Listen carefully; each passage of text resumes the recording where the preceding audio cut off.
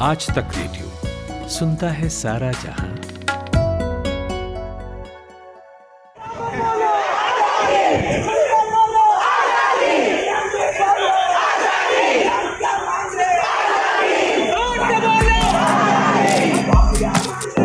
आजादी के जो नारे आपने सुने वो गूंज रहे थे कोलकाता की प्राइड परेड में।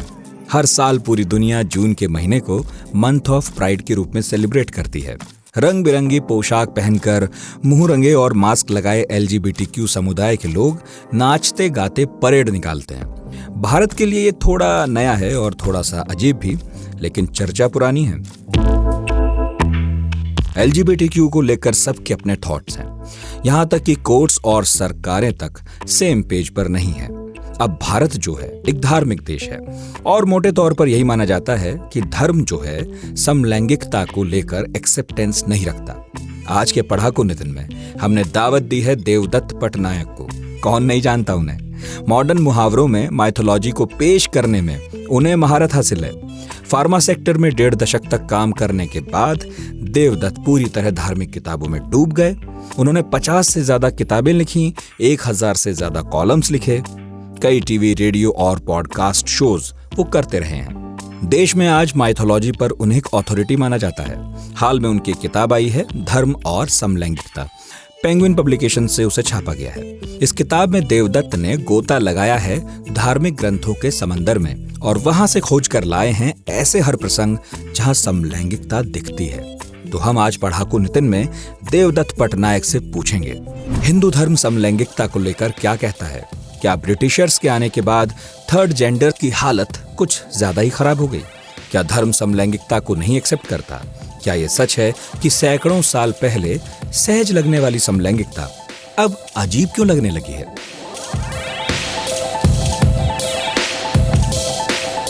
मैं हूं नितिन ठाकुर और ये है पढ़ाकू Nitin. At the stroke of the midnight hour, when the world sleeps, I'm gonna make him an offer again with you. सत्ता का खेल तो चलेगा, सरकारें आएंगी जाएंगी, मगर मेरे कमरे में किताबों के सिवा कुछ भी नहीं।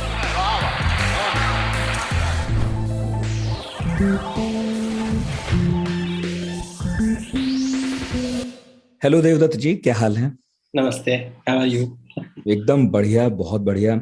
और मौसम तो मेरा ख्याल है दिल्ली मुंबई दोनों का कमोबेश एक ही जैसा है। बारिश हो रही है। हाँ, बहुत बारिश हो रही है। मुंबई में तो फ्लडिंग हो रहा है। जबरदस्त। अच्छा, आपने ना पिछले दिनों बहुत सारी बातें कही, किताबें लिखी और अब तो आप हर मीडियम में हैं। तो मेरे हाथ हाल फिलहाल एक किताब आपकी लगी और विषय ऐसा था जिसे लेकर बिल्कुल फ्लडिंग की स्थिति है। सब बात करते हैं, कोई छुपके, कोई खुलकर, अब तो खुलकर भी होती है। धर्म और समलैंगिकता। तो एक तो किताब जो है आपकी, उसके कवर पर जब मैंने पढ़ा तो मुझे ऐसे एक छोटी सी गुदगुदी सी हुई कि ऐसा मुश्किल विषय है लेकिन इस पर भी आपने कुछ तो कह ही दिया। तो फिर सोचा कि चलो भाई इस पर पॉडकास्ट किया जाए और जो आपने उस किताब में कहा या नहीं कहा उसके इर्द गिर्द आपसे कुछ सुना और समझा जाए। तो विषय जो है थोड़ा कंट्रोवर्शियल सा लगता है।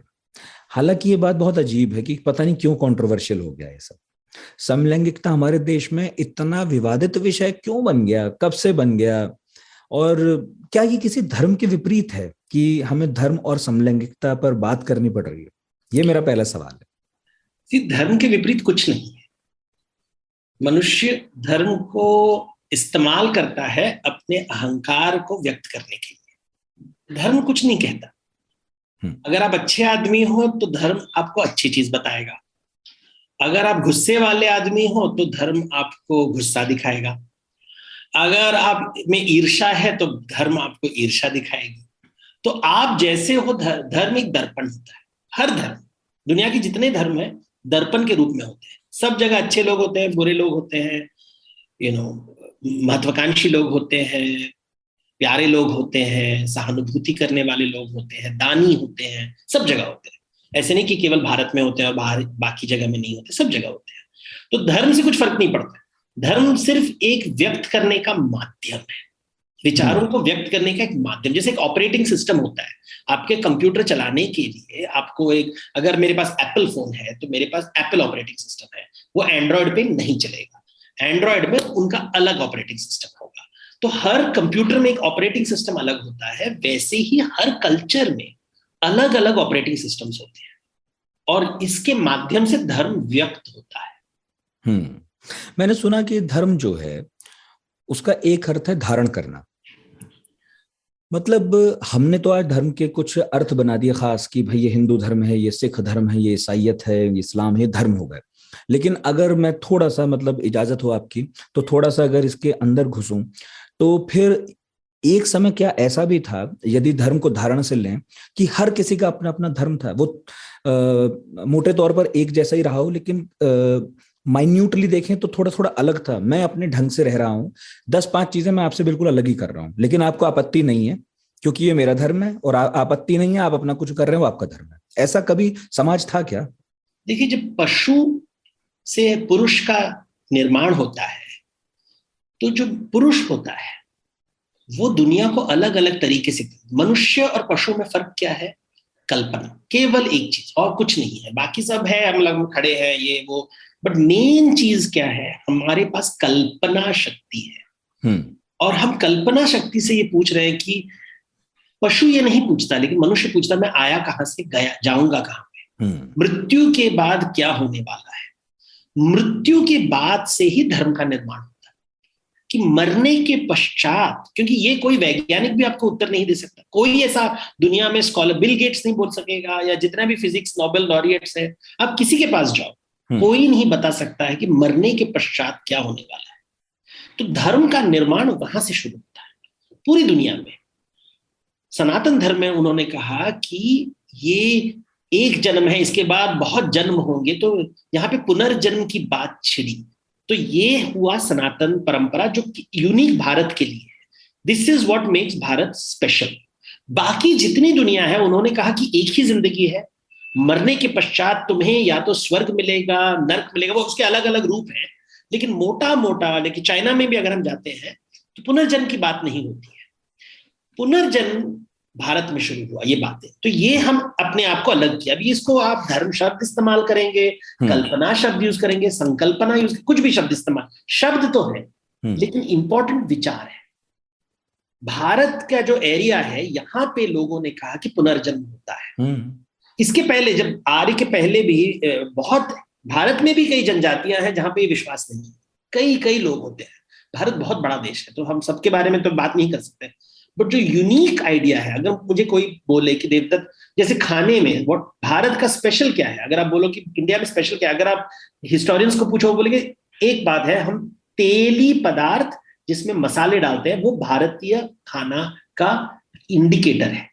वैसे ही विचारों में पुनर्जन्म भारतीय विचार का इंडिकेटर है, मोस्ट इंपॉर्टेंट आइडिया। तो ऐसे हमको पता चलता। तो इसे आप धर्म कहते? धर्म जीवन शैली भी है, जीवन शैली है, उससे बहुत चीजें निकलती है। जीवन शैली निकल, खाने का तरीका, बैठने का तरीका, उठने का तरीका, विवाह का तरीका, रीति रिवाजों का तरीका, उत्सवों का तरीका। तो जितने भी ट्राइबल कम्युनिटीज हैं, वो अलग अलग प्रकार के कपड़े पहनते हैं, अलग अलग प्रकार की पूजा करते हैं, अलग अलग प्रकार के देवी देवताएं हैं। वो कहाँ से आए हैं? उनका निर्माण कहाँ से हुआ? कल्पना से हुआ है। मनुष्य जब प्रकृति के साथ जीता है, तो वो अपने विचारों को एक ढांचा में डालता है, भाषा में डालता है, और ऐसे संस्कृति का निर्माण होता है। तो संस्कृति जो है, उसके अंदर हम अब ये धर्म शब्द जो इस्तेमाल किया जा रहा है, वो केवल 200 साल पुराना है। इंग्लिश का जो शब्द है रिलीजन, 200 साल के पहले ये शब्द किसी ने नहीं इस्तेमाल किया। अगर हम दोनों 1700s में ये शब्द हम इस्तेमाल नहीं करते। इंग्लिश वर्ड रिलीजन, ये वर्ड यूज ही नहीं होता। तो हर शब्दों का भी एक क्या बोलते हैं, बायोग्राफी होता है। बिल्कुल, शब्दों की तो अपनी कहानी है, इतिहास है। एक शब्द की पूंछ पकड़कर हम यात्रा करें तो जाने कितनी गिरहें खुलती हैं। हम अगर समलैंगिकता की बात करें, धर्म कब समलैंगिकता का दुश्मन हो गया? क्योंकि अगर मैं जीवन शैली की बात करूं, तब तो लगता है कि भाई एक समाज ने एक जीवन शैली डेवलप की और हमने उसमें कुछ डूज और डोंट्स बना दिए, समलैंगिकता उनमें कर दी। अगर हम और तरह से देखें, केवल ध्यान, अध्यात्म, अपने से मतलब रखना, तब तो समलैंगिकता को स्वीकार करने में कोई समस्या होनी ही नहीं चाहिए थी। तो मुझे कई बार लगता है कि जब हम धर्म को एक जीवन शैली की तरह लेते हैं, उसके डूज और डोंट्स में समलैंगिकता के बारे में जब बात होती है, तब वो एक दुश्मन की तरह दिखाई देती है। क्या ऐसा ही है? तो क्या होता है कि देखो, एक समय था जब विवाह नहीं होता था। अगर आप महाभारत पढ़े तो वहां पांडु और कुंती के बीच में वार्तालाप होती है, और पांडु कहता है कि मैं बच्चा नहीं दे सकता, मुझे पुत्र चाहिए, पुत्र चाहिए। कहां से पुत्र मिलेगा, क्योंकि मैं तुम्हारे साथ संबंध नहीं रख सकता, मैं श्रापित हूं। तो कुंती उसने बताती है कि एक समय था जब पुरुष स्त्री के पास जाते थे, शादी विवाह नहीं होता था और बच्चे हो जाते थे। मतलब महाभारत में एक ऐसे सभ्यता का ज्ञान है कि जब विवाह नहीं था, जब वो संस्कार में नहीं था। और वो कहते हैं कि श्वेत केतु, एक ऋषि का नाम भी लेते हैं कि श्वेत केतु नामक एक ऋषि है जिसने विवाह की शुरुआत की, केवल ये जानने के लिए कि उसका पिता कौन है। क्योंकि उसके पिता ने कहा कि मुझे, उसने देखा, अपनी माता को देखा किसी और पुरुष के साथ, तो उसे लगा कि अपने पिता के पास जाता है, उद्दल के पास जाता है, कहता है कि आप ऐसे कैसे अलाउ कर सकते हो, और मुझे कैसे पता मेरा पिता कौन है। और पिता कहता है कि पितृता प्रेम से निर्माण होता है, गर्भ से नहीं। अब ये बहुत ही सोफिस्टिकेटेड थॉट है कि जो फादरहुड है वो प्यार से होता है, बीज से नहीं होता, इसका कोई संबंध नहीं है बीज के साथ। तो ये जो आजकल जो 21वीं शताब्दी में भी कोई ऐसे बात नहीं करेगा, ये शास्त्रों में लिखा है वेरी क्लियरली। उद्दड़क ऋषि है वो, उनको कुछ फर्क नहीं पड़ता है, और लेकिन बेटे को बहुत फर्क पड़ता है, और वो विवाह संस्कार का शुरुआत करता है। तो ये नहीं कि विवाह संस्कार सनातन है, विवाह संस्कार का भी एक इतिहास है। इतिहास शब्द सनातन के विरुद्ध होता है, क्योंकि इतिहास में शुरुआत होती है और अंत होता है।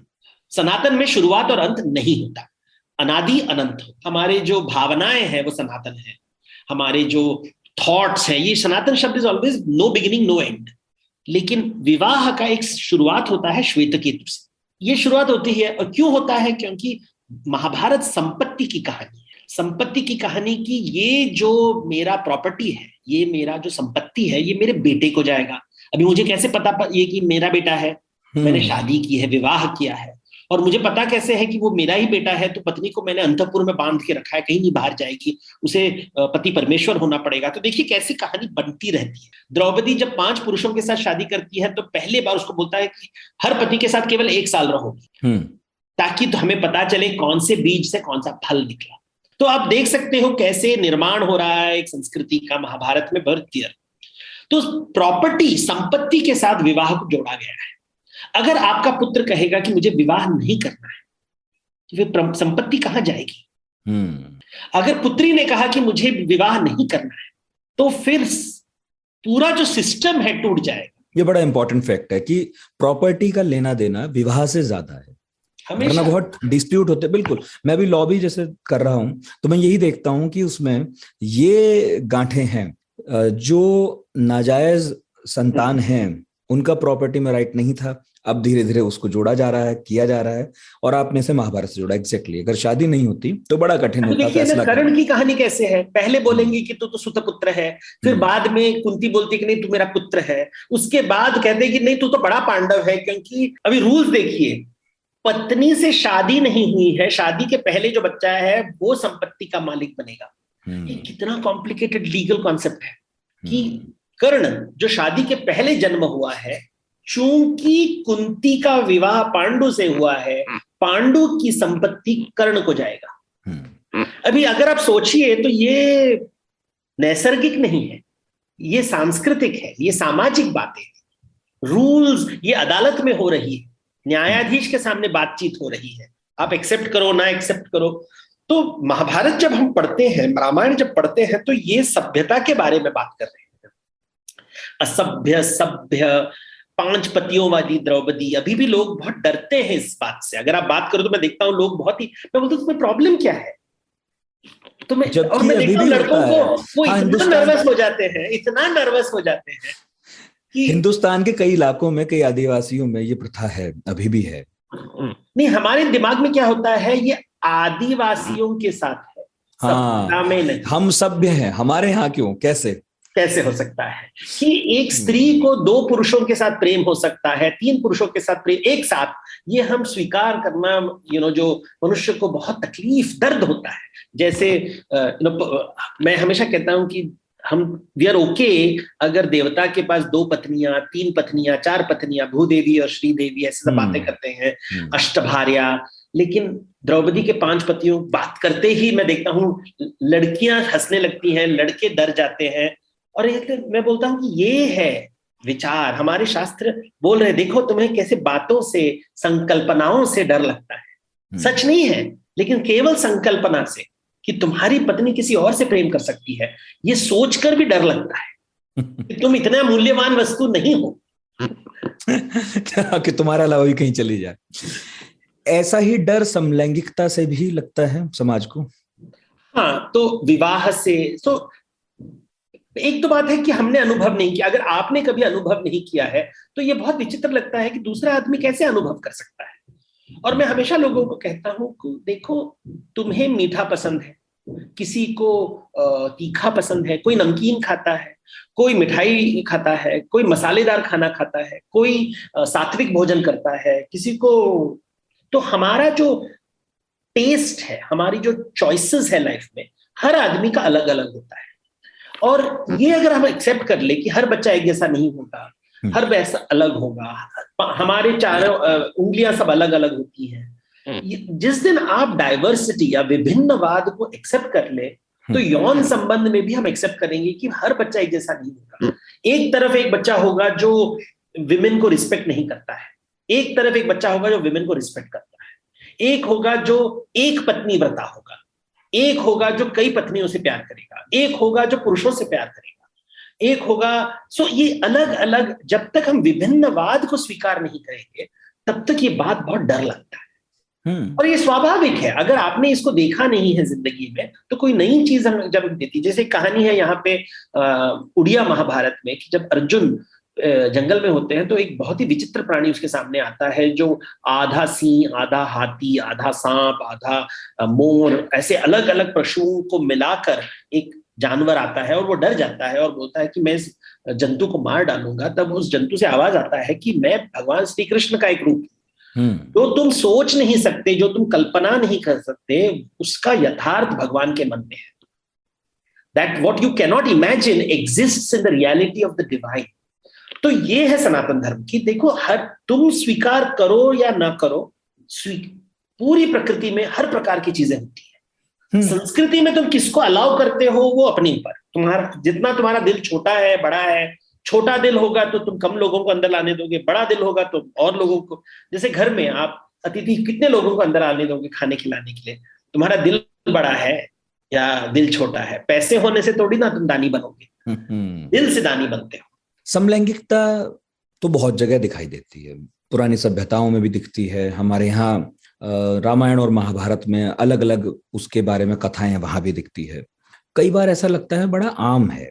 इनफैक्ट मैं कुछ वक्त पहले एक पॉडकास्ट कर रहा था और इस पर मेरी एक बात हो रही थी, एक मेहमान हमारे यहाँ थी, तो उन्होंने बात कही कि देखिए ज्यादा स्थिति खराब हुई है अंग्रेजों के बाद, उसके पहले हिजड़ों को भी उस तरह की मान्यता थी, बहुत आराम से सब कुछ चल भी रहा था, हमारा समाज तो बहुत आगे बढ़कर स्वीकार करता था। क्या आप ये मानते हैं कि बहुत आम था ये समाज में और 301 साल पहले ये बहुत अजीब हो गया, इतना फर्क आ गया, ऐसा हुआ है क्या? देखिए, अंग्रेजों से जरूर फर्क हुआ है, पहली तो ये बात है। इसका ये मतलब नहीं कि उसके पहले सतयुग था। हमको हमेशा लगता है कि कोई कहेगा अंग्रेजों के पहले सब कुछ अच्छा था, कुछ लोग कहेंगे मुगलों के पहले सब कुछ अच्छा था, कुछ लोग कहेंगे कि आदि काल में सब कुछ अच्छा था, कृत युग में सब कुछ अच्छा था।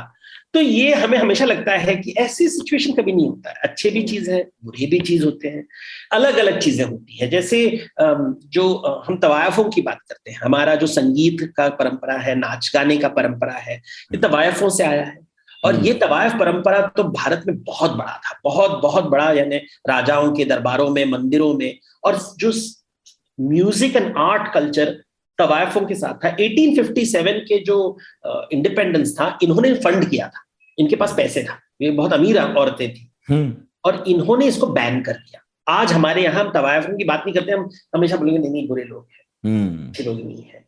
बट ये एक बड़ी परंपरा होती थी जिसके हजारों साल का हिस्ट्री है हमारे पास, जो हिस्ट्री टेक्स्ट बुक्स में नहीं पढ़ाते हैं इसके बारे में। गणिकाओं के बारे में हम पढ़ाते नहीं है, नगर वधुओं के बारे में, नगर वधुओं की बात ही नहीं करते, वो तो केवल उपन्यास पे बैठे हुए हैं, चित्रलेखा जैसे उपन्यास में पढ़ा होगा, लेकिन बुद्ध को मिल जाती है, मिल जाती है, उसके बारे में हम बात नहीं करते। लेकिन ये परंपरा वाइप आउट हो चुकी है, ब्रिटिश लोगों ने किया है। तो ऐसे कई परंपराएं होती है, लेकिन क्या होता है कि क्या ये मेन स्ट्रीम था, मुझे नहीं लगता है। ये जैसे अभी आप सोचिए, कोई बड़ा राजा के घर में जो युवराज है वो अगर समलैंगिक निकला तो राजा कहेगा कि अरे तू तो राजा है, तुझे तो शादी करनी ही है, नहीं तो फिर मेरा राजगद्दी चला जाएगा, पूरा राज्य चला जाएगा, तुम्हें तो वंश संभालना है। तो ये प्रेशर होता होगा, लेकिन कोई बात नहीं करेगा। अंतःपुर में क्या हो रहा है किसको पता। नियोग की बातें होती है कि शादी तो कर लो, किसी और से हम बच्चा पैदा कर लेंगे। तो ये सब बड़े बड़े घरों में, बड़े बड़े हवेलियों में, बड़े बड़े घरों के भीतर क्या होता है किसको पता। तो हमारे देश में हम बात नहीं करते इसके बारे में, ज्यादा हम अंदर अंदर से बात। आजकल लोग इसके बारे में लीगल सिस्टम हो गया है, आजकल इंडिविजुअलिज्म बहुत बढ़ गया, क्योंकि सिटीज में हम अकेले रह सकते हैं। पहले जमाने में आप जमींदारी होती थी, गांव में रहना पड़ता था। आज भी समलैंगिकता जितना आप सिटीज में कर सकते हो, गांव में करना बहुत मुश्किल है। मुझे पता है कितनी औरतें हैं, कितने पुरुष हैं कि नहीं हमको जॉब लेके। पहले मैं जब बच्चा था 60s 70s में, आई मीन 80s में, मेरे फ्रेंड्स बोलते थे कि no to be gay you have to go to America, migrate करो, परदेश जाओ। फिर कौन पूछता है? फिर लोगों ने कहा नहीं, बंबई में आ जाओ, दिल्ली में आ जाओ, चेन्नई में आ जाओ, कलकत्ता में, यहाँ पे आप समलैंगिक जीवन जी सकते हो, कोई नहीं पूछेगा। अभी धीरे धीरे छोटे गांवों में लोग बात कर रहे हैं, गांव से लोग निकल रहे हैं कि नहीं नहीं तकियानुसी ख्यालात है, वहां पे तो लोग सोचते, बड़ी सोच नहीं कर रहे हैं, बड़ी सोच करने के लिए हमें बाहर निकलना है, माइग्रेट करना है। तो ऐसे समय के साथ विचार बदलते रहते हैं। लेकिन ये जो विचार है, ये जो भावना है, समलैंगिकता की भावना, और एक बहुत ही कॉम्प्लिकेटेड टॉपिक है, लेकिन ये जो भावना है, मैं उसको तृतीया प्रकृति का एक बास्केट दे दूं, ये सब जगह है। अभी घरों में उसको कैसे व्यक्त किया जाता है, खुल के, छुप के, वो डिपेंड्स। हर फैमिली अलग होता है, हर फैमिली का बिहेवियर। हमें पता है बॉलीवुड में कितने एक्टर्स गे हैं, बट बात नहीं करते हैं क्योंकि करियर की भी बात होती है। लोगों ने पसंद कर लिया है कि आप तो माचो हीरो हो, तो आप पुरुषों के साथ कैसे प्यार कर सकते हो। 20 साल पहले हॉलीवुड का कोई स्टार बोलता नहीं था पब्लिकली कि मैं गे हूं। आजकल बोलने से कुछ फर्क नहीं पड़ता है। आपकी करियर इनफैक्ट और हो सकती है, अच्छी हो सकती है, खराब तो नहीं होगा। तो दुनिया बदल जाती है समय के साथ, ये विचार, थॉट्स बदलते रहते हैं। पहले जमाने में जब आप हीरोइंस की बात करें, जो 1950s 60s के हीरोइंस, उनका फाइनेंशियल सिचुएशन इतना कुछ अच्छा नहीं था, वो फेमस, पर उनके पैसे उनको दिया नहीं जाता था, उनको मैनेज करना नहीं आता था, दे नीडेड गॉडफादर्स। आजकल की जो आलिया भट्ट है, ये तो very smart business women, they know to manage money, उनको पता है, उनका अपना अकाउंट अलग है, पति का अकाउंट अलग है। तो दुनिया बदल रही है, you know, the world is changing. Rajkummar Rao को डर नहीं लगता है बधाई हो पिक्चर बनाने में कि इससे मेरा करियर बर्बाद होगा, कुछ नहीं होता है। वो ओपनली गे रोल कर रहा है। आयुष्मान खुराना को डर लगा है, थोड़ा थोड़ा डर के करता है, लेकिन राजकुमार राव तो इतने सरलता से उसने एक्टिंग कर ली है उसमें भी। तो देखते हैं कि देखो कितना बदलाव आ रहा है। You don't expect Akshaye Khanna to do that, और Akshay Kumar to do that, और सनी देओल नहीं कर पाएंगे। लेकिन ये नई पीढ़ी जो है, नई पीढ़ी जो एक्टर्स की है, अगली पीढ़ी और ब्रेव होगी और नए तरीके से नए विचार लेके आएंगे, तो स्वीकार्यता बढ़ रही है। लेकिन देवदत्त जी, स्वीकार्यता फिल्मों में बढ़ रही है, बहुत अच्छा है, साहित्य में भी बढ़िया है, और कुछ ऐसे पेशे जिन्हें माना जाता है कि वो आधुनिकता को रिप्रेजेंट करेंगे, वहां भी बढ़ रहा है, बढ़िया है। लेकिन हम आज जैसे बात कर रहे हैं धर्म की और समलैंगिकता की, क्या धार्मिक जो समुदाय को प्रतिनिधित्व करने वाले लोग हैं या जो धार्मिक संस्थाएं हैं, उनमें स्वीकार्यता किसी अनुपात में बढ़ रही है कि वहां बिल्कुल अभी भी वैसा ही हाल? देखिए, अगर आप धार्मिक लीडर्स की बात करें, वो भी मनुष्य है, तो उनमें एक होगा बहुत अहंकारी होगा कि मैं जो कहता हूं भगवान वही कहते हैं, और दूसरा आत्मविश्वास वाला होता है जो कहता है कि भगवान मुझसे बड़ा जानता है, जो मेरे सामने प्रस्तुत करता है मैं उसे स्वीकार करता हूं। तो दो प्रकार के गुरु होते हैं। एक प्रकार का गुरु होता है जो मैं कहूंगा वही भगवान ने बोला है, कोई डिफरेंस नहीं है, डेल्टा नहीं है, कि मेरा अहंकार इज इक्वल टू भगवान। तो वो तो ढूंढ लेगा किताबों में कि देखो भगवान ने कहा है नहीं करना चाहिए, नहीं करना चाहिए। आप उसको जितना भी तर्क दो वो नहीं सुनेगा।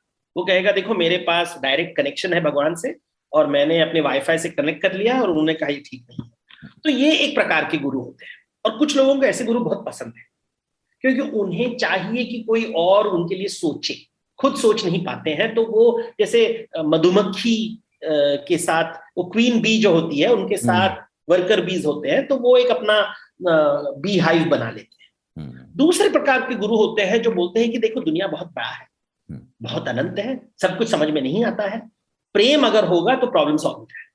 तो मैं जब ये किताब लिख रहा हूं तो हर ग्रंथ, हर धर्म में मैं इन लोगों की बात कर रहा हूं जिनके सामने ये अहंकारी गुरु राहु के तरह सामने आके एक ऐसे एक्लिप्स बना दिया है कि नहीं यही धर्म है। तो ये भयानक गुरु जिसे मैं कहता हूं वो बहुत ही डोमिनेट कर रहे हैं क्योंकि आजकल उनको हमने पदवी दी है धर्म गुरु की। जो प्रेम की बात करता है उसे टीवी चैनल्स पे थोड़ी ना बुलाएंगे, उससे रेटिंग्स नहीं बढ़ती है। मैं आपको मजेदार बात बताऊं, मैं तो कंसल्ट करता हूं टीवी शोज के लिए, मुझे ओपनली बताया जाता है सर आप बहुत अच्छी बात बोल रहे हैं लेकिन अगर हम ये टीवी में ये प्रेम की बात करेंगे वो रेटिंग्स नहीं बढ़ेगा। लड़ाई झगड़ा जब तक मंथरा नहीं आएगी रेटिंग्स नहीं बढ़ेगा। हमें कौशल्या नहीं चाहिए, हमें मंथरा चाहिए, हमें कैकेयी चाहिए। कौशल्या को लेके सर बिजनेस नहीं होने वाला है। तो वो भी जब रामायण महाभारत की कथा बता रहे हैं तो रामायण में भी वो मंथरा से प्यार करते हैं, शूर्पणखा से प्यार करते हैं। तो ये है बात, सच्ची बात, क्योंकि मेरा पूरा बिजनेस वहीं से चलता है। तो मेरा काम कंसल्टिंग है, मैं दे देता हूं कि देखो शास्त्र में ये लिखा है, जैसे बहुत अच्छा है सर, हमारे लिए तो बहुत अच्छा है लेकिन हमारे जो व्यूअर है, व्यूअर को ये समझ में नहीं आएगा। बोलते ठीक है, उनको पता है। तो धर्म में भी जब मैंने किताब लिखी, जैसे मैंने एक बात को सिख धर्म, लेट्स एक एग्जांपल लेते हैं सिख धर्म। तो गुरु ग्रंथ साहिब में समलैंगिकता के ऊपर एक शब्द नहीं, एक शब्द नहीं। तो मैं एक गुरु के पास गया और पूछा कि आपको क्या लगता है समलैंगिकता के बारे में? सिर्फ हमारे धर्म में तो बिल्कुल इसका ऑप्शन नहीं है, ये तो हमारे विरुद्ध है, गलत है, गलत है। ऐसे आपको कैसे पता? मुझे ग्रंथ साहिब में तो एक लाइन नहीं मिला। सब प्यार की, सबको एक्सेप्ट करो, जातिवाद को रिजेक्ट करो। और ये तो बहुत ही सोफिस्टिकेटेड रिलीजन था जो मेल फीमेल को भी इक्वल मानता था। 500 years ago नानक जी ने कहा कि समानवाद की बात की थी। तो ये तो इतना सोफिस्टिकेटेड रिलीजन, 500 साल पहले समानवाद की बात, जब जातिवाद सब जगह था, जेंडर जेंडर को लेके ये इतना सोफिस्टिकेटेड रिलीजन, आपको क्या लगता है उन्होंने ऐसे किया होगा? हाँ हाँ जरूर किया होगा। तो मैंने बोला कि आप ग्रंथ साहिब की बात कर रहा है या अपने बारे में बात कर रहा है? या ना? तो अब ये मेरे पास वो क्षमता है समझने की। मैं कुछ बोला नहीं, मैं सुन रहा था इनकी बात और मैं बोल रहा था अच्छा ठीक है। और फिर मैंने एक साखी देखी थी, which are apocryphal stories, they're not really historical, surety नहीं है। वहां पे नानक जी एक वो फारसी देश में जब ट्रैवल कर रहे हैं, he is travelling across Persia, वो बहुत ट्रैवल करते थे। तो वो एक सूफी को देखते हैं जो औरतों का लिबास पहन के पीर थे, लेकिन वो स्त्री रूप में पीर थे। तो उन्होंने कहा कि नहीं मैं ऐसे करता। वो नानक जी बोला आप ऐसे कपड़े क्यों पहने हो? सर इससे मुझे भगवान का अनुभव होता है। और वो अपने, और नानक जी बोलते इसकी कोई आवश्यकता नहीं है, अनुभव तो कैसे भी कर सकते, लेकिन चलो तुमको ये अच्छा लगता है तो तुमको अच्छा लगता है।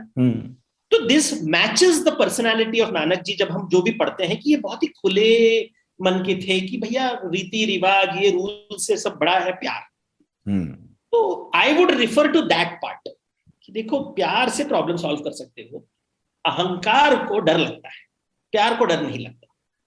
तो जब आपको डर लगता है तो ये हर धर्म में ये बात दिखाई देती है, ईसाई धर्म में, इस्लाम में, सिखिज्म में, बुद्धिज्म में, जैनिज्म में, सब जगह। और इन बातों को मैं हाईलाइट करना चाहता हूं क्योंकि जब टीवी डिबेट्स होते हैं और डिस्कशंस होता है, लोग इन बातों पे बात नहीं करते, वो हमेशा नेगेटिव पार्ट के ऊपर, क्योंकि पता भी नहीं है। और एक और चीज जो आपने भी कही ना कि मान लीजिए सिख धर्म में हम देखें तो भाई कहीं कहा नहीं गया, तो ये मान लिया गया कि यदि उसका जिक्र नहीं आया तो निषेध ही होगा। लेकिन ये कैसे तय हो गया कि कहा नहीं गया तो निषेध ही होगा? निषेध इज पावर, कंट्रोल। हाँ बिल्कुल, कंट्रोल करना। अभी देखिए वो फेमस महाभारत की स्टोरी है कि दुर्योधन चल रहा था, पानी में गिर गया तो द्रौपदी हंस पड़ी। और फिर अभी मैं बोलता हूं कि लोग कहते हैं कि देखो क्यों हंसी, उसने कहा अंधा का बेटा अंधा, ये स्टोरी बताया गया है। तो आई सेड दुर्योधन की चॉइस था, दो चॉइस थे। एक चॉइस था कि मूर्ख महिला, ऐसे कोई बोलता है? मेरे पिता के ऊपर तुम ऐसे मेरे पिता को अपमान कर रहे हो, क्यों कर रहे हो, क्या मजाक मिल रहा है तुझे? और वो बड़प्पन होता है, एक राजा का बड़प्पन कि देखो आप मेरी कुलवधू हो, आप मेरी भाई की पत्नी हो, सिस्टर इन लॉ हो, आप मेरे पिता के बारे में ऐसे बोल रहे, ठीक नहीं लगता। या मैं तुम्हारा पब्लिक में तुमको ह्यूमिलिएट करूंगा, टीआरपी रेटिंग कहां से आएगा? दूसरे से ही आएगा, क्योंकि अब मजा है, संघर्ष आया, मजा, स्ट्रगल है। That word is conflict होना चाहिए सर। कॉन्फ्लिक्ट, कहानी में कॉन्फ्लिक्ट बहुत जरूरी है। और एंड आई सेड अच्छा, बट सनातन धर्म में कॉन्फ्लिक्ट नहीं। अभी देखिए बाइबल में दो प्रांत है। जब हम बाइबल पढ़ते हैं, old testament and new testament, तो क्रिश्चियंस ने कहा कि एक ओल्ड टेस्टामेंट जो यहूदी धर्म का है, और एक क्रिश्चियन धर्म है। और यहाँ पे दो भाग दिखाई देते हैं। एक होता है गॉस्पेल, जहां पे Jesus is talking to his people, वो कथा बता रहे हैं, कथा के माध्यम से भगवान के बारे में बात कर रहे हैं। और दूसरा है book of Revelation by John the Baptist, John's book of Revelation, जहां पे युद्ध के बारे में, शैतान को मारेंगे, युद्ध करेंगे, और बहुत ही कलरफुल है वहां पे। जब भी आप बात करोगे, लोग हमेशा उस किताब की बात करेंगे, कयामत के दिन ऐसे होगा, वैसे होगा, लड़ाई होगी, युद्ध होगा, होर of Babylon and the burning and the seven horses of, बहुत कलरफुल है, बहुत ही उसमें ड्रामा बहुत है। गॉस्पेल की बात कोई नहीं करता है। तो मैंने एक पादरी से पूछा, तो जीसस क्राइस्ट ने होमोसेक्सुअलिटी के ऊपर बात क्या बोली? तो उन्होंने बोला सच पे बोलूं, कुछ नहीं बोले, कुछ नहीं बोले। उन्होंने बोला कि देखो प्यार से सब कुछ मैनेज हो जाता है, लेकिन लोगों को इससे एज अ सेड मजा नहीं आता है, मजा नहीं चाहिए। मेरे एक फ्रेंड है बैंड्रा में, तो उनकी बेटी ने उनको कहा कि पिताजी मैं कुछ बताना चाहती हूँ, तो बहुत गंभीर रूप से आके पिता से कहा कि मैं लेस्बियन हूँ, मैं समलैंगिक। तो पिता ने कहा अच्छा ठीक है बेटी, मिला लो, तुम्हारी जो गर्लफ्रेंड होगी तो मिला लो। वो लड़की रो पड़ी, उसको लगा घर में ड्रामा होगा, वो चिल्लाएगी, रूठेगी, फिर वो जाके लोगों से कहेगी कि मेरे पिता ने मेरे साथ अत्याचार किया, मुझे रिजेक्ट कर दिया। यहाँ तो पिता ने स्वीकार कर लिया, माँ ने भी कहा हाँ मुझे भी लगा था, तो तू समलैंगिक हो, लेकिन हम बोल नहीं रहे थे, रुके थे, तुम कब बताओगी हमें? तो उसे बहुत डिप्रेशन हो गया लड़की को। अच्छा, कि मेरा संघर्ष आपने मुझसे छीन लिया, वो क्रांति नहीं हो पाई जिसकी तैयारी थी। मेरे पिता माँ कितने बोरिंग पिता माँ, बोरिंग पेरेंट्स मिले जो मुझे एक्सेप्ट कर रहे हैं। तो भाई बहन ने भी कहा हाँ भैया हमको पता है कि तुम्हारी गर्लफ्रेंड है, ले आओ उसको डिनर के लिए। उसको टेंशन हो गया। तो ये है मजेदार बात है दुनिया में, कि दुनिया में लोग प्यार करने वाले लोग हैं, और उसका कोई पता नहीं कब आएंगे। वो बगल में अच्छे लोग मिल जाएंगे, और 80% लोग अच्छे होते हैं, लेकिन उनसे क्या है ना, मार्केट नहीं होता। मार्केट वो 20% चिल्लाने वाले, जैसे कहा संघर्ष वाले लोग, उससे मार्केट बनता है। तो ठीक है, उपन्यास लिखी जा सकती है, बिल्कुल, और वही ज्यादा सुनाई देते हैं। तो ऐसा लगता है कि यही सच्चे प्रतिनिधि हैं, ये जहां से चले आ रहे हैं उनके मुखिया यही हैं, ये जो सोचते हैं यही लीडर हैं, यही सब कर रहे हैं। हालांकि जो ज्यादा बोल रहा है बस वो दिखता ज्यादा है, लेकिन सही में जो ज्यादा बड़ी आबादी है वो क्या सोचती है या क्या समझती है, ये एकदम अलग चीज है। अलग। आपने बातों बातों में बता दिया कि सिख और ईसाईयत, सिखिज्म और ईसाईयत क्या कहते हैं। सनातन की बात यदि करूं, जिसमें हिंदू और जैन और बौद्ध, सिखिज्म तो आ ही गया, ये भी हैं, क्या यहाँ पर स्वीकृति दिखती है समलैंगिकता को लेकर? यहाँ पे स्वीकृति है, हमें उसे स्वीकार करना है। धर्म ना स्वीकार करता है ना अस्वीकार करता है। धर्म कहता है देखो हम आपको स्वीकृति का माध्यम दे रहे हैं, आपका अहंकार इसे स्वीकार करेगा कि नहीं वो बात है। तो धर्म कुछ नहीं कहता, धर्म स्कूल मास्टर नहीं है कि तुम स्कूल पे ठीक समय पे नहीं आए, अभी तुम्हें छड़ी दूंगा, तुम्हें रिपोर्ट कार्ड दूंगा। ये सब मनगढ़ित बातें हैं। जैसे मैंने कहा कि अगर आप बाइबल पढ़ो या कुरान पढ़ो या हदीस पढ़ो या जो भी पढ़ो, आपको अहंकार के हिसाब से वो अलग अलग चीज दिखाई देगा, अलग अलग चीज दिखाई देगा। तो जैसे अगर आप ब्रह्मोत्सवम फेस्टिवल है, तिरुपति बालाजी की जो फेस्टिवल है, वहां पे जाए तो वहां पे विष्णु भगवान की जो मूर्ति जाती है, एक दिन मोहिनी रूप में जाती है, मतलब साड़ी पहन के देवता खड़े हैं। तभी मतलब स्त्री वेश पहनकर तिरुपति की मूर्ति जाती है यात्रा में, वैसे ही स्त्री वेश हमें श्रीनाथ जी के मंदिरों में दिखाई देता है। वो साड़ी पहनते हैं, गहने पहनते हैं। क्यों? आप कहेंगे ना, पुरुषों को पुरुषों जैसा व्यवहार करना चाहिए, स्त्रियों को स्त्रियों जैसा, बल्कि हमारे देवी देवता बोलते हैं कि ये क्या है, जो अन्नपूर्णा है वो तलवार भी उठाती है, जो शिव जी है वो गोपेश्वर महादेव बन जाते हैं मथुरा में। तो बोलते कि देखिए, शरीर जो है, व्यक्त शरीर जो है, कपड़े पहन कर इसको इतना सीरियसली मत लो, भावनाओं को वैल्यू दो कि अच्छा आदमी है कि नहीं कपड़ों से थोड़ी ना पता चलता, आपके सहायता करेगा, हेल्प करेगा, कैसे करेगा। तो ये जो दुनिया है, शास्त्रों की दुनिया, यहाँ पे वो शरीर को ज्यादा वैल्यू नहीं देते, आत्मा को वैल्यू देते हैं। शरीर केवल माध्यम है। इसलिए भगवान भी कभी पुल्लिंग कभी स्त्रीलिंग, रामचरितमानस में राम जी बोल रहे हैं काकभूषणी की, पुरुष नपुंसक नारी या जीव चराचर कोरी, वो नपुंसक शब्द क्यों इस्तेमाल कर रहे हैं? जब तुलसीदास जी लिख रहे हैं, उन्होंने केवल पुरुष और नारी क्यों नहीं, स्त्री के बारे में क्यों नहीं लिख दिया? बस थर्ड जेंडर को क्यों लेके आए? क्योंकि वो सबके लिए जगह बना रहे हैं, चराचर के बारे में बना रहे हैं, नर नपुंसक नारी तीनों को इस्तेमाल कर रहे हैं। ये बहुत ही यूनिक फीचर है इंडियन थॉट का, कि वो हमेशा तीन प्रकृति की बात करेंगे, दो प्रकृति की बात नहीं करेंगे। या देखिए, जैसे हिरण्यकश्यप की कहानी है, जो नरसिंह अवतार, एक असुर होता है जो कहता है कि ना मुझे पशु मार सकता है ना पुरुष मार सकता है, तो भगवान बोलता है ठीक है मैं दोनों बन गया, मिक्स, जिसको हम क्वियर बोलते हैं, अतरंगी, विचित्र। बोलते कि देखो, तो जितना भी इमेजिन कर उसका विपरीत भी हम बन सकते हैं, जो तुम सोच सकते हो हम बन जाएंगे। तो कहानियों के माध्यम से वो बता रहे हैं। कई ऐसे कहानियां मिलती हैं, जैसे जाटक कथाओं में जो भिक्षु होते हैं, एक भिक्षु दूसरे भिक्षु से प्रेम करता है, और लेकिन उसे पता है वो भिक्षु वो ब्रह्मचर्य लिया हुआ है, तो वो तड़पता है इसलिए, लेकिन बोलता है मैंने ब्रह्मचर्य का व्रत किया है। तो नाग के साथ उसका प्रेम हो जाता है, और वो बोलता है नाग को कि आप मेरे पास नहीं आ सकते क्योंकि मैं भिक्षु हूं। तो नाग चला जाता है, और दुख में उसको इसका दिल टूट जाता है। तो ऐसी कहानियां क्यों लिखी गई है? ये बताने के लिए कि ये फीलिंग्स संसार में है, आप उसको कितना स्वीकृति देते हो, कहां तक आने देते हो, वो आपके ऊपर, इट डिपेंड्स ऑन यू। बिल्कुल।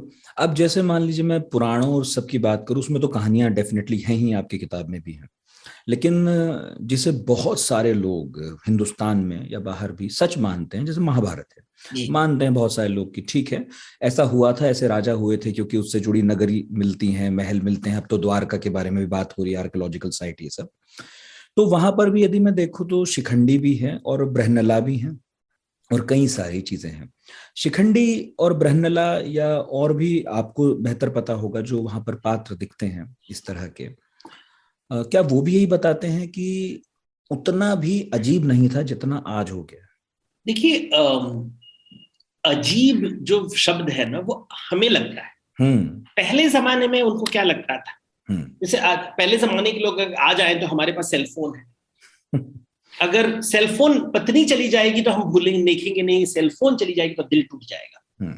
ये तो अजीब है ना, ये बहुत ही अजीब व्यवहार है। जब हम सेलफोन, पत्नी से बात नहीं करते, बच्चों से बात नहीं करते, पिता माता से बात नहीं करते, हम सेलफोन से ज्यादा बात करते हैं। तो समय के साथ बदलता है। तो ये जो कहानियां हैं बता रही हैं कि जैसे बुद्ध की कहानी है, मर्क्यूरी कि एला नामक एक राजा था जो जंगल में जाके स्त्री रूप ले लेता है, और वो कभी पुरुष होता है कभी स्त्री होता है। ये कहानी क्यों बता रहे हैं? हमें सोचना चाहिए कहानी क्यों बता रहे हैं।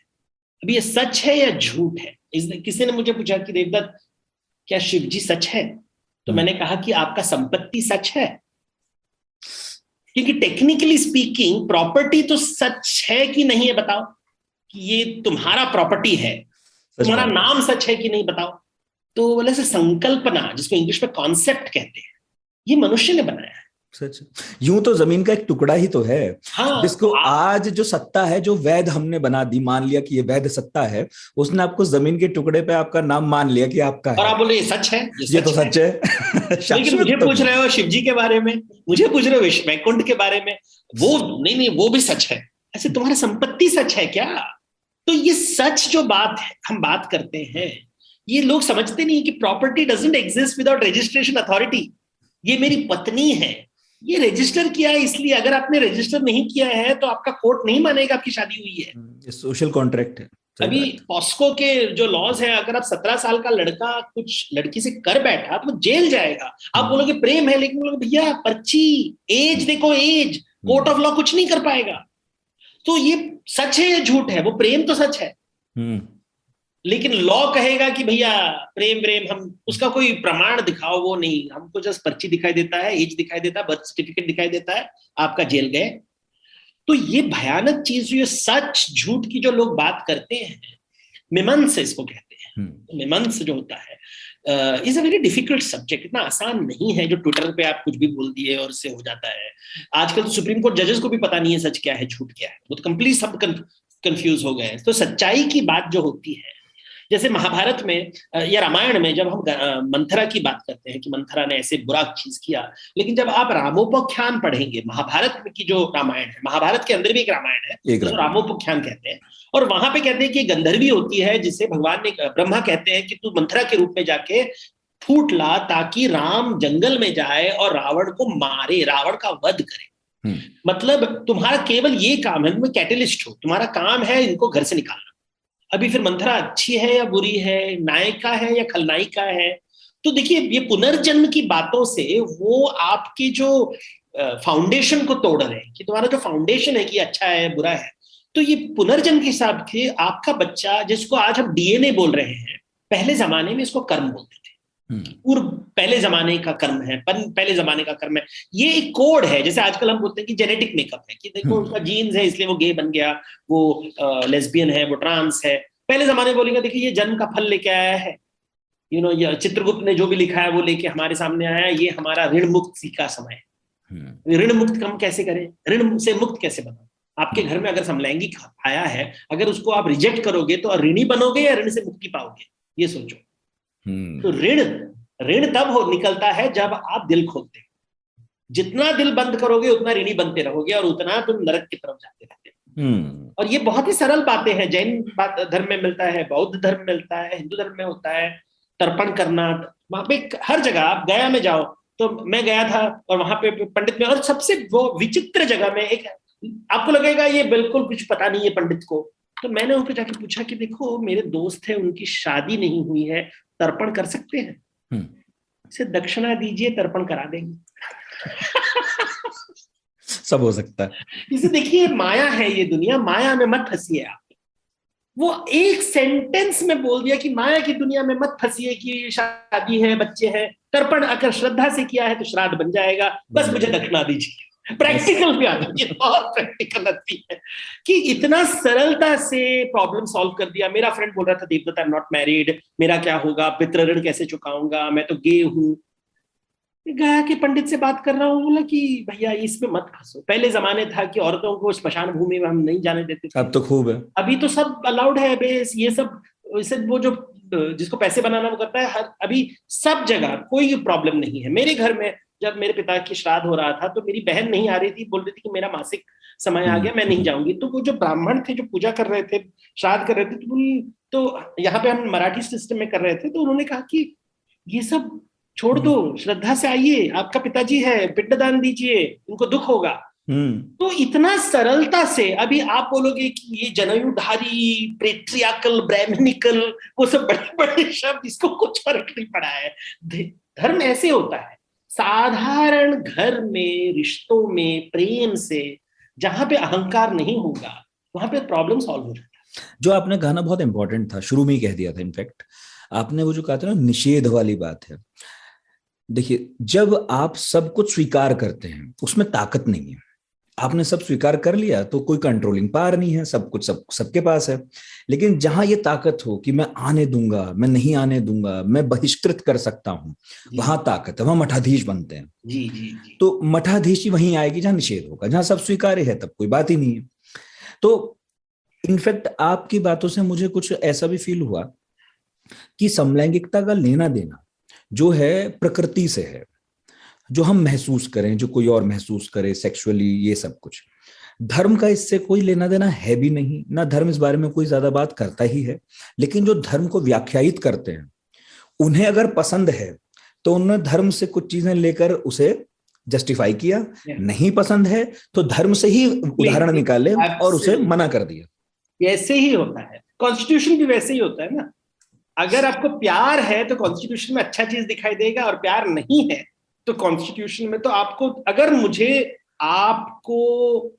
आपसे मुझे प्यार नहीं है तो आप, स्कूल में होता है ना, टीचर को कभी गुस्सा आ जाता है आपके ऊपर, तो वो छोटी छोटी बात को लेके आपको पनिशमेंट दे सकती है। और अगर तुम टीचर के पेट हो, आप जितना भी बुरा काम कर लो, टीचर तुम्हें क्षमा। मां, घर में भी वही होता है ना, पिताजी बेटे जो जिससे प्यार करता है उसे क्षमा कर देता है, जिससे प्यार नहीं करता वो क्षमा नहीं करता। तो प्यार से क्षमा आता है, क्षमा से प्यार नहीं आता है, प्यार से क्षमा आता है। तो ये छोटी बातें हम भूल जाते हैं at a big level also, big company के लेवल में, share holder meetings, I work with business people, I work with so many people. मैं हमेशा देखता हूँ लास्ट डिसीजन ना वो प्यार तक आता है। कितना परसेंटेज दूं, जब मैं 10% प्रॉफिट दूं या बोनस दूं या 12%, इसके बीच में वो निषेध की बात आ जाती है, लॉ का। फिर वो बोलेंगे लॉयर को कि अच्छा कुछ लीगल लूप होल निकाल ले तो मैं नहीं दूंगा पैसा, बिकॉज दिल में नहीं है। फिर वो लॉयर को बुलाता है, पहले लॉयर को नहीं बुलाता, पहले बोलता है कि मेरे को देना है या नहीं देना है। तो ये बातें जो होती हैं लास्ट में, ये आत्मज्ञान की बात है, धर्म आत्मज्ञान की बात है। तो धर्म के माध्यम से हम अपना आत्मा का दर्पण कर सकते हैं। तो मुझे हमेशा, मैं बोलता हूं कि हर धर्म, दुनिया के जितने धर्म है, वो एक दर्पन है, मिरर है हमारी मनुष्यता की। उसमें अच्छे भी लोग मिलेंगे, वो हमारे बारे में ज्यादा बताता है। अब एब्सोल्युटली। तो मुझे जैसे मेरी एक और फ्रेंड थी, उनके घर में उनका बेटा बहुत ही यंग एज में मर गया। वो माँ रो के बोली आज से मैं पूजा नहीं करने वाली। उसका दर्द हुआ तो वो पूजा घर में अनुष्ठान सब बंद कर दिया। फिर 2-3 साल बाद उसने कहा कि नहीं, भगवान का कोई प्रॉब्लम नहीं था, मैं तो भोग चढ़ाऊंगी। वापस उन्होंने पूजा अनुष्ठान किया। अभी वो भगवान वहां मूर्ति के रूप में पड़े हैं, कभी कबाट में थे, कभी अभी वापस पूजा रूम में आ गए। वो उनका दुख को देख रहे हैं कि उनके दुख के साथ तो भगवान हंस के बोल रहे हैं कि जब समय आएगा शांति मिलेगी उनको। तो ये बातें मैं किताबों से एक्सप्रेस कर रहा हूं कि समलैंगिकता, जिसको लोग देख के इतना इमीडिएटली नेगेटिव रिएक्शन आता है लोगों को, आज धीरे धीरे हमें आत्मज्ञान की तरफ कैसे ले सकता है कि देखो, आपके घर में भी हो सकता है, नहीं हो सकता, आपके दोस्त हो सकते हैं, आपके फ्रेंड्स हो सकते हैं, कभी कोई आके आपको बता देगा कि देखो, कभी शादी के बाद होता है तो आप कैसे मैनेज करोगे, बिकॉज आपने शादी तो कर ली, फिर कैसे करोगे, मैनेज करोगे। तो दीज आर जेन्युइन सिचुएशन। फिर अकेलापन होता है, आपके घर में कोई फैमिली मेंबर होगा जो शादी नहीं किया है, और आप उसके बारे में सोचते नहीं हो कि वो शादी क्यों नहीं किया है, और क्या वो समलैंगिक है, लेकिन वो बोल नहीं सकते, वो डरे हुए हैं, चुप बैठे हुए हैं। लेकिन अलीगढ़ पिक्चर में वो दिखाते हैं बिल्कुल, वो अकेलापन जो एक आदमी का है। तो ये जो है कितने, these are the realities of life, जो मैं इस किताब में सिंपल तरीके से दिखाया हूँ। एक चीज मुझे आपसे पूछनी थी, आपने अपनी किताब में 2 शरीरों का वर्णन किया है ना, एक वो जो हमें मिलता है और एक वो जो हम महसूस करते हैं। आपने इन दोनों को नाम दिया अलग अलग। मैंने कई जगह पढ़ा, जाना, समझा, आप बताइए सही है क्या, कि कृष्ण जो है थोड़े स्त्रैण हैं, राम नहीं है, लेकिन कृष्ण जो है थोड़ा सा उनमें कहना चाहिए कि महिलाओचित जो व्यवहार ज्यादा है उनका, वो रासलीला करते हैं, है ना, और वो कई बार रूप भी बदलते हैं, महिला वाला भी करते हैं। एक जब हम तय करते हैं कि ये महिला है या पुरुष है, हम लिंग के आधार पर तय करते हैं, लेकिन जो व्यवहार के आधार पर है हमने वो देखना बिल्कुल बंद कर दिया। या अगर कोई महिला की तरह व्यवहार करता है पुरुष, हम उसके साथ अपमानजनक व्यवहार करने लगते हैं, हम उसे बताते हैं कि तुम जो हो तुम वो नहीं हो, जबकि वो ही ज्यादा बेहतर जानता है या जानती है कि वो क्या है। तो क्या कृष्ण के बारे में या मैं और भी चीजों के बारे में समझना चाह रहा हूं कि वो अपमानजनक व्यवहार अब होने लगा है, पहले बहुत स्वीकार्यता थी क्या? मैं फिर वहीं बार बार इसलिए पहुंचता हूं क्योंकि मुझे लगता है कि वो स्वीकार्यता थी। देखिए, पहले तो ये शरीरों के बारे में बात करते हैं। एक तो हमारा द्रव्य शरीर है, ये शब्द जैन परंपरा से आता है। द्रव्य शरीर तो दिखता है, जिसको हम बायोलॉजी बोलते हैं। द्रव्य शरीर, तन वाला शरीर, जिसको तंत्र भी कह सकते हैं। उसके अंदर है भाव शरीर, फीलिंग्स वाला, साइकोलॉजी वाली दुनिया, जिसको हम मंत्र कहेंगे। तो एक मंत्र वाली दुनिया आ गई, एक तंत्र वाली दुनिया आ गई। तो आपके विचारों को मैं नहीं देख सकता, आपकी भावनाओं को मैं नहीं देख सकता, आपके शरीर को देख सकता। ये 2 बात क्लीन हो गया। फिर तीसरा आता है व्यक्त शरीर, जो मैं आपने कपड़े कैसे पहने, आपका व्यवहार कैसा है, जो शरीर के साथ आप कभी देखते हैं कि जो पुरुष रूपी है लेकिन स्त्री जैसा व्यवहार करता है।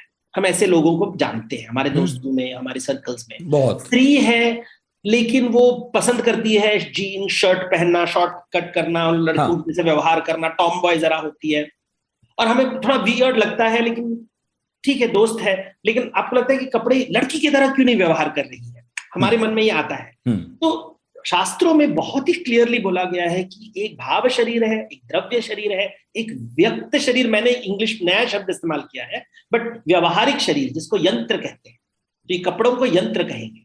तो यंत्र जो, तो मंत्र तंत्र यंत्र, ये तीन चीज होते हैं। जस्ट मैं हमेशा सिंप्लीफाई करना चाहता हूं लोगों को, और इन दोनों में मैच कभी नहीं होता है, हमेशा योग नहीं होगा इनमें। कभी कभी आपका पुरुष का शरीर हो सकता है लेकिन आपका मन स्त्री का हो सकता है, बिकॉज प्रकृति आपके साथ खेलेगी, she will play with you. प्रकृति कोई एक रूल नहीं, इसलिए देखिए वो फेमस सॉन्ग है ना, एक पिक्चर में आया था, आर्य पिक्चर में, वो मसान में दिगंबर नाचे होली। अभी होली जब हम बोलते हैं तो वहां पे हमें लाल गुलाल चंदन का दिखाई देता है कृष्ण, लेकिन जब शिवजी खेलते हैं तो वो स्मशान घाट में राख के साथ, भूत के साथ, भूत पिशाच के साथ, नागों के साथ खेलते हैं। अभी कौन सा होली सच है? दोनों अलग है, व्यक्त अलग है, लेकिन भाव एक है, एक ही है। भाव ये कहानी के माध्यम से वो समझा रहे हैं। हमारे सनातन धर्म में कहानी के माध्यम से हम व्यक्त करते हैं। तो राम जी का जन्म त्रेता युग में होता है, कृष्ण का जन्म द्वापर युग में, तो दोनों अलग युग में है। पहले दूसरे कुल में श्री राम राजघराने के हैं, कृष्ण ग्वालों के घर में रहते हैं, तो एक वर्ण व्यवस्था आ गई। राम बड़े बेटे हैं, कृष्ण छोटे बेटे हैं। छोटे बेटों को छूट दी जाती है, राम के पास छूट नहीं है। नहीं तो राम जब तो राम राजा, उनका महत्वाकांक्षा नहीं है राजा बनने की। जब लोग मुझे बोलते I want to be a king like Ram, ऐसे राम को महत्वाकांक्षा नहीं है, वो उनके ऊपर वो उनका कर्म थोपा गया है। बड़े बेटे हो राजघराने के, तुम्हें राजा बनना पड़ेगा। उनको कोई पूछा नहीं कि भैया तेरा चॉइस क्या है, चॉइस दिया नहीं गया है, तो वो राजघराने के जैसे व्यवहार करेंगे। क्या उनको होली खेलने का मन नहीं है? लेकिन नहीं कर पाएंगे क्योंकि वो राजघराने के हैं। मर्यादा, विधि, अनुष्ठान, प्रोटोकॉल्स हैं एक राजा के, वो सब उन्हें निभाने हैं और दिखाना लोगों को ऐसा होता है। और देखिए उनकी पत्नी जो है वो आती है एजुकेटेड फैमिली, जनक की पुत्री। जनक जो एजुकेटेड है, उपनिषद आत्मज्ञान है उसके पास, तो शी इज वेरी एजुकेटेड। वो हमेशा जनक पुत्री क्यों बोलते हैं? इट इज वेरी इंपॉर्टेंट, क्योंकि जनक इज उपनिषदों का राजा, और उस घर से ये लड़की आई है।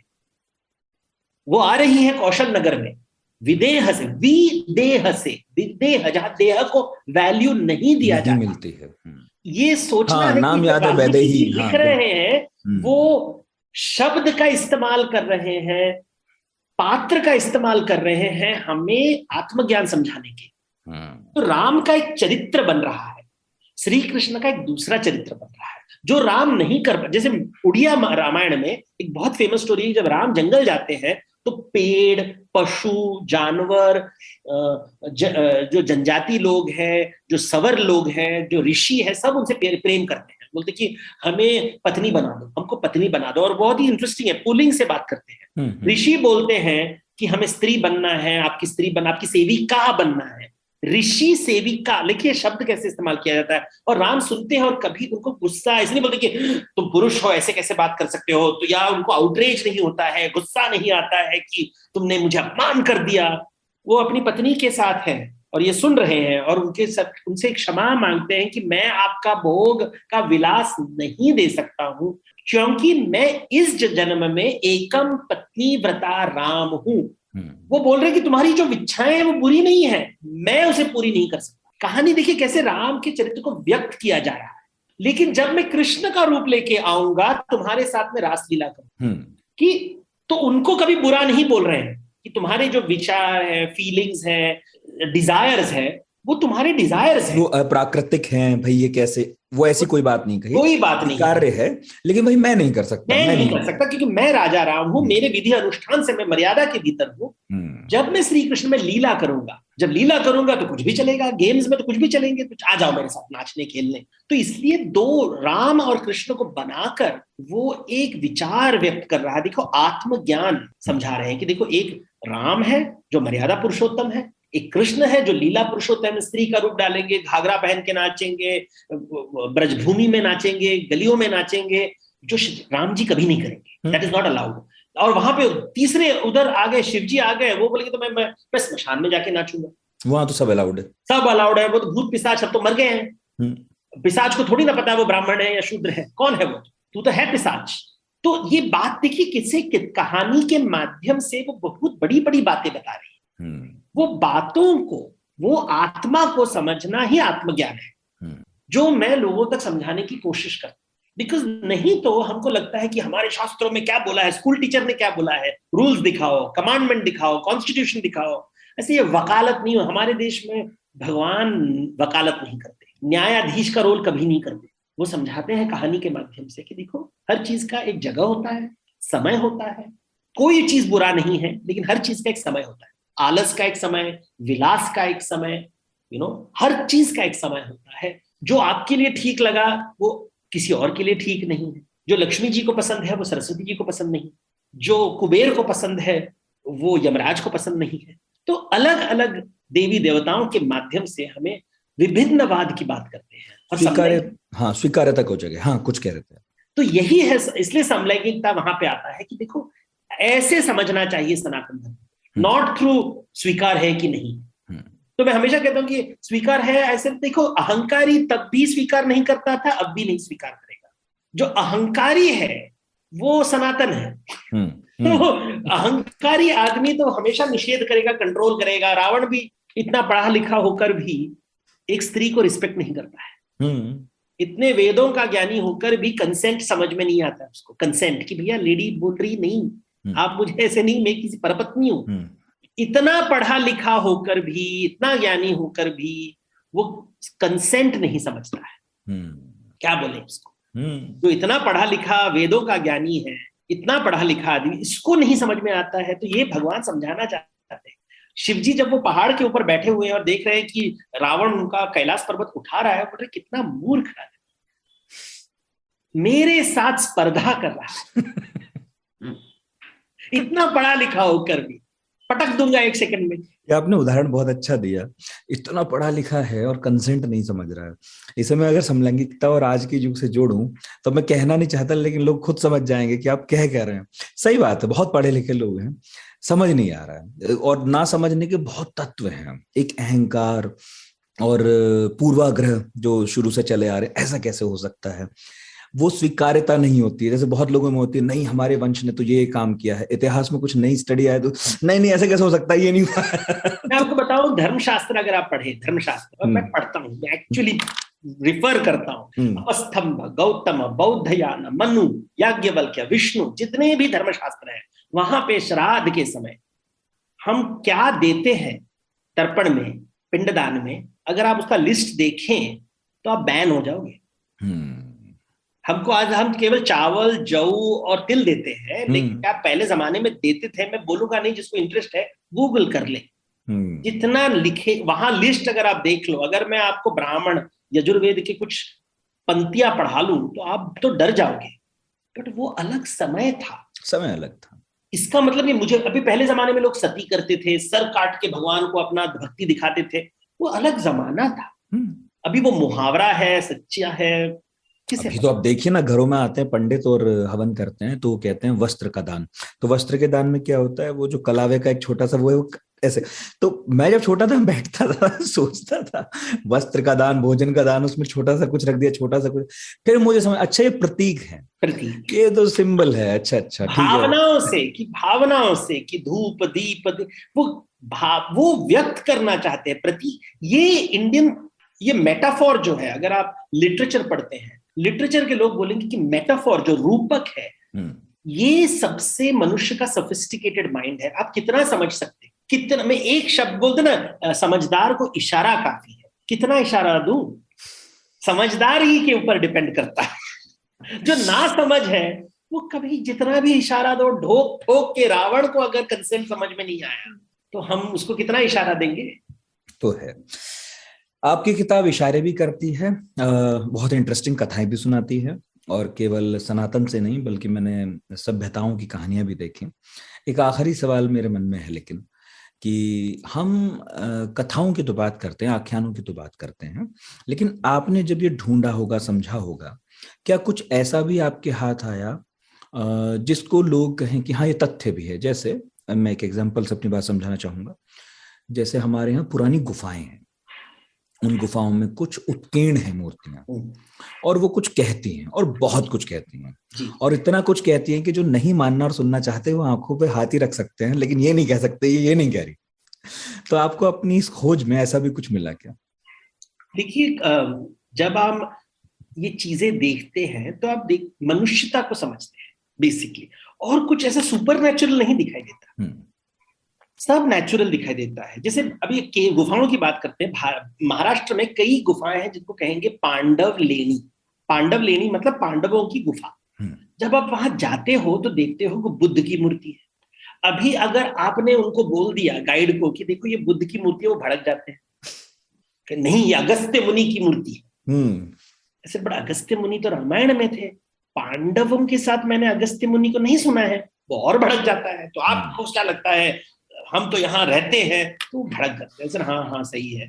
तो फिर उससे आपको पता चलता है कि जो दिखाई देता है और जो हम समझते हैं उसमें बहुत बड़ा अंतर है। शास्त्रों में जब लोग कहते हैं कि शास्त्रों में लिखा है, मैं हमेशा पूछता हूँ कहाँ लिखा है। और लिखा है, वो लिखते समय भी जब जो शास्त्री है वो कहता है कि देश काल और गुण के हिसाब से मैंने जो लिखा है इसको तो मिटा सकते हो, बदल सकते, ऐड मॉडिफाई डिलीट चलता रहता है। Everything is add modify delete, add modify delete, add modify delete. तो इतना पकड़ के मत।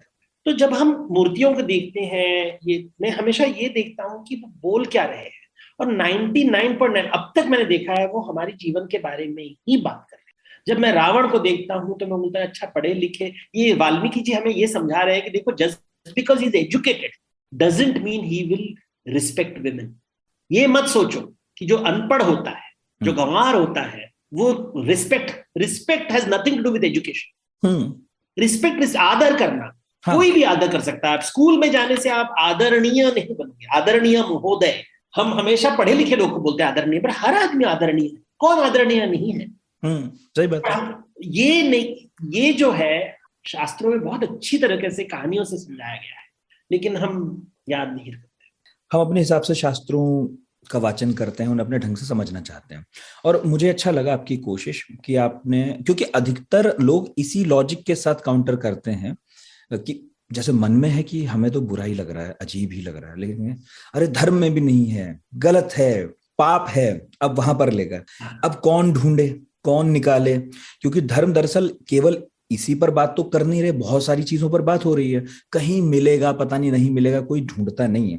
पर आपने कहा सही है, मुझे भी लगता है, सहमत हूं, कि जो नहीं भी लिखा है, जो नहीं भी कहा है, उसे समझने का तरीका ये है कि आप ये समझेंगे धर्म कह क्या रहा है। जैसी बातें कह रहा होगा वैसा इसके बारे में भी जवाब देता अगर विषय आ जाता। और वो तत्व में काम करते हैं, तत्व में, प्रिंसिपल में। It is always working principle. ऐसे ज्यादा जब कोई बात करता है तो मैं बोलता देखो धर्मशास्त्र के अनुसार जब आप समुद्र को पार करते हो तो आप हिंदू नहीं रहते। बिल्कुल। आप एनआरआई को ये बता दो, वो बहुत डर जाते हैं। ऐसे देखो ये बौद्धयान में ये लिखा है, देखो क्लियरली, गूगल करो। फिर शास्त्र की फिर नहीं मानते शास्त्र की बात। नहीं ऐसा नहीं है, ये समुद्र में फिर बोलते तब तो ऐसा था, देखिए कोई जाता ही नहीं था तो धर्म भ्रष्ट हो जाता था, इसलिए मना कर दिया जाता था। लेकिन हाँ कुछ एक सन्यासी ने ऐसी समलैंगिकता की बात कर लिया। ऐसे शास्त्रों के अनुसार ब्रह्मचारी कभी गृहस्थ और यौन संबंध के बारे में बात नहीं करना चाहिए। आप यौन संबंध के ऊपर बहुत बात कर रहे हो, शायद आप ब्रह्मचारी नहीं हो। तो वो बहुत भड़क गया। ऐसे आप ब्रह्मचारी हो, ये विचार आप आपके मन में आया कैसे? ये तो विचार भी नहीं आना चाहिए, आना भी नहीं। आपको बोलना चाहिए कि देखो ये इस विषय पर मैं बात नहीं करता हूँ। आप इतना डिटेल में बात कैसे कर रहे हो? मतलब जरूर कुछ फिर हो बोले कि तुम बहुत पाश्चात्य सभ्यता से इन्वॉल्व हो, ये सब लाइन आ गए, उनके स्टैंडर्ड लाइंस होते हैं। तो वैसे ठीक है। हाँ, वो भागने की लाइन है। पर हाँ ये बात ठीक है कि जैसा हम देखना चाहते हैं वैसा दिखता है। और अब धीरे धीरे समलैंगिकता को लेकर खिड़कियां खुल रही हैं दिमाग की, और ये अच्छी बात है कि हम इसे धर्म में भी ढूंढने की कोशिश करें। यदि कोई वहीं से काउंटर लाए कि भाई ये गलत है, तो हम वहां भी ढूंढें। अवैज्ञानिक है तो वहां भी ढूंढें, प्राकृतिक है अप्राकृतिक है तो ढूंढना चाहिए।